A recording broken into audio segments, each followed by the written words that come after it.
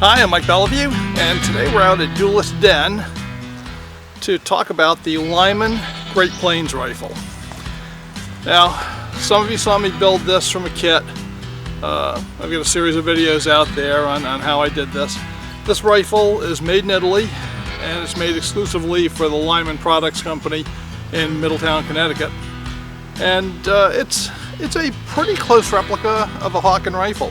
And it's probably the most reasonably priced, pretty accurate replica of a Hawken that you can get. So we're going to talk a little bit about the history of the Hawken, and we're going to talk about this rifle, and then we're going to load her up and shoot it.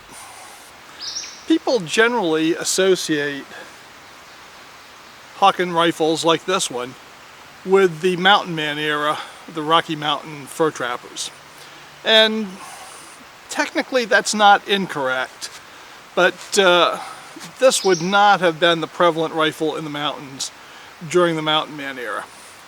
Now, the Mountain Man era, we can generally say runs from about 1822, when Ashley's 100, the famous expedition up the Missouri, went up that had guys in it like Hugh Glass and Jim Bridger, and men of that ilk, as being the start of the classic Mountain Man era.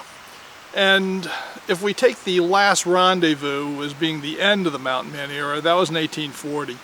But to be really honest, by 1840, the beaver trade in the Rocky Mountains was pretty much dead, and just about all of the mountain men by that time were out of the business. They were doing other things. And this particular rifle is really too late for the classic Mountain Man period. You wouldn't have seen half-stock percussion guns like this in the mountains in any great numbers until certainly the last half of the 1830s.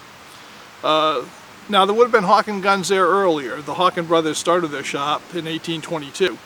But the early Hawken rifles were full-stock flintlock rifles, and flintlocks were much more prevalent in the Rocky Mountains than caplocks were. I mean, not that there weren't some caplocks, but flintlocks were considered more reliable if you had to spend a year out in the woods, because obviously every shot with a cap is a cap that's no longer usable at all.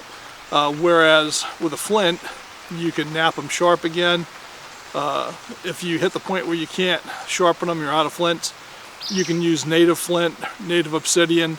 You could even take a flint arrowhead and, with your knife blade, pretty much whack that into a usable gun flint. So if you're going to be in the mountains for a year, most guys were using flint guns until the mid-18 to late 1830s. So this gun really would have been much more prevalent in the 1840s and the 1850s in this configuration. And it would have been used more in places like, say, on the Santa Fe Trail, or the wagon trains going to Oregon and the California Gold Rush. So instead of a buckskin-clad mountain man, the average user of a rifle like this would have been more like a Santa Fe Trail bullwhacker. Well, Evil Roy is back to his evil ways. He's threatening commerce here on the Santa Fe Trail.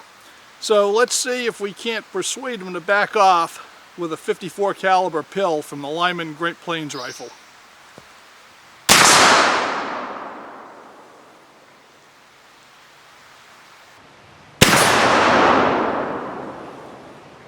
That'll teach him.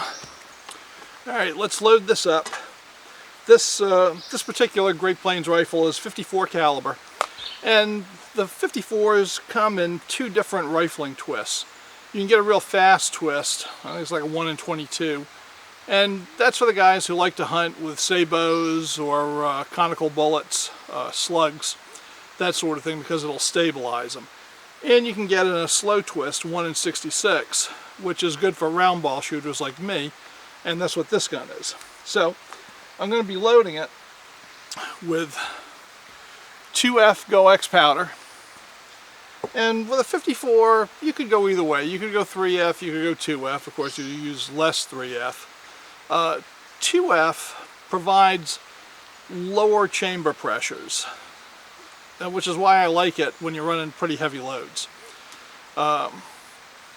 It fouls more, and fouling is an issue in this gun. I may at some point experiment with 3F in here. But right now I'm running 2F. I sighted the gun in with a 120 grain load because this will be a hunting gun for me. But today I'm going to load it with 80 grains of 2F, which is a target load.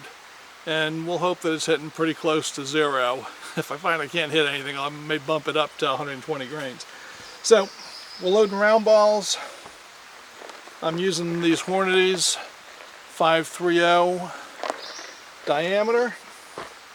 And I'm using pillow ticking, 0.018 inch pillow ticking, and I'm lubing with pure lamb's tallow, which I get from a place called US Wellness Meats.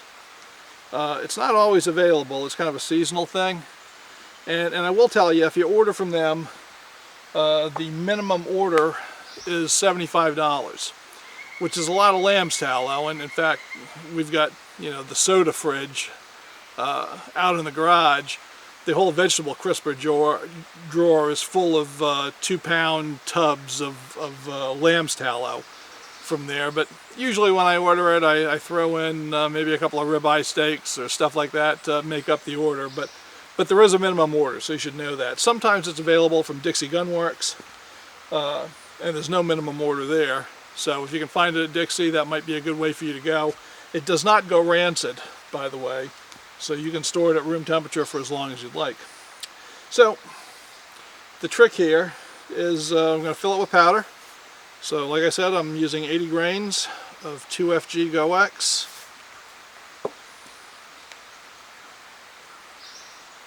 I'm going to just pour that right down. Make sure it's all in. Alright, I'm just rubbing my pillow ticking over the tallow to get a little coating of grease on it. It does not have to be totally sloppy greasy. In fact, you really don't want it that way. Now put the ball on top. Alright. This is a short starter. It's got 2 legs. It's a little tiny leg right here, and that's what you use to get it started, and that really gets it going down the bore with a longer leg. So we're gonna whack it. That gets it below the surface of the bore, and it allows me to cut off the excess patch material. Now you can use pre-cut patches, and I have nothing against them. It's quite a bit cheaper to just go buy a yard of pillow ticking, wash it, and be ready to go. But you can use pre-cut patches, and for hunting, quite often I do, because it's more convenient. So we use the long leg of the short starter, send it home. Instead of using the ramrod on the gun at the range, I like to use a range rod, because that little collar right here sliding around is a muzzle guard, and it keeps the steel rod from wearing out the barrel, the rifling at the muzzle. And by the way, the wooden ramrod will wear it out even faster than the steel one will, because the wooden rods pick up abrasives as they go. So now we are fully loaded, and all I need to do now is put a percussion cap on it. And I'm using CCI number 11s, which fit these nipples really well. For Captain Ball revolvers, I find Remington number 10s fit the best, but on most Captain Ball rifles I've used, CCI number 11s are a better fit. So you got to go with what works on the gun that you're shooting. So let's go take it out and see what it can do. Well, we've got a steel plate about 70 yards downrange, and I'm going to see if I can make it swing with the Lyman Great Plains. So let's see.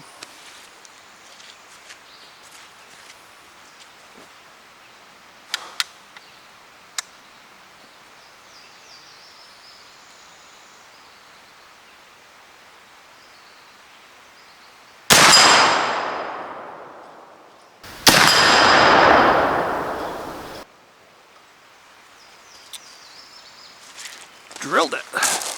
So that full 120 grain hunting load with this rifle kicks that 230 grain round ball out at about 1600 feet per second, which puts it in just about the same ballpark as a modern .44 Magnum shot through a carbine.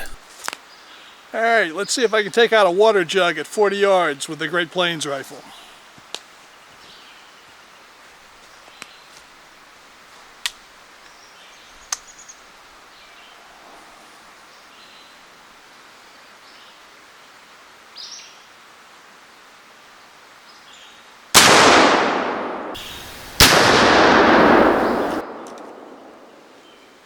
Got it. Well, I'll tell you what, I would not want to get hit with that 80 grain load and a 54 caliber ball from that Great Plains Rifle. This is what it did to the water jug. I'll tell you, my only real gripe with this gun is that you can only get 2 shots out of it before you have to clean it. And if you try to go a 3rd shot, you find yourself having to hammer down the ramrod to get the ball seated, which is not the way you want to be going. Now, that might smooth out over time if I shot it enough, though this is never going to be a #1 plinking gun for me. I've got others that are better for target shooting and blinking. It's very accurate, and for hunting, where you're only going to take 1 or 2 shots, it should be fine. Well, I got lucky on that water jug. Let's see if I can make fruit salad with a honeydew melon.